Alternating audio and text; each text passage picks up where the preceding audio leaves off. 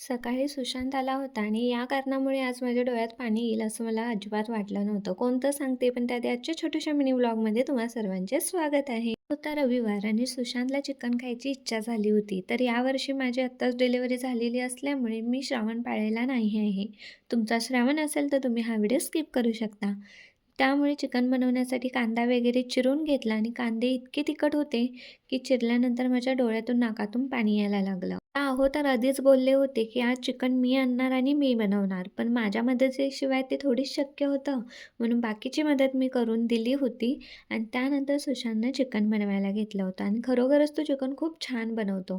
तर असं चिकन बनवून तयार होतं आणि गरम-गरम आम्ही दुपारी जेवून घेतलं. कालच्या व्हिडिओमध्ये मी तुम्हाला आई गोब बनवताना दाखवलं होतं. ते बाळाच्या हातामध्ये घातल्यावर इतकं सुंदर दिसत होतं. संध्याकाळी वैशू आणि तनू मम्मीनं सांगितलेला दुकानातला बाजार घेऊन आली होती. तर वैशू बाळाला घेऊन बसली होती आणि मम्मी इथे सामान आणलेलं होतं तेच डब्यामध्ये भरून ठेवत होते. मामा आणि मावशीने बाळासोबत थोडा टाईम स्पेंड केला आणि त्यानंतर पुन्हा ते घरी जायला निघाले. तर आजच्या व्हिडिओमध्ये इतकंच.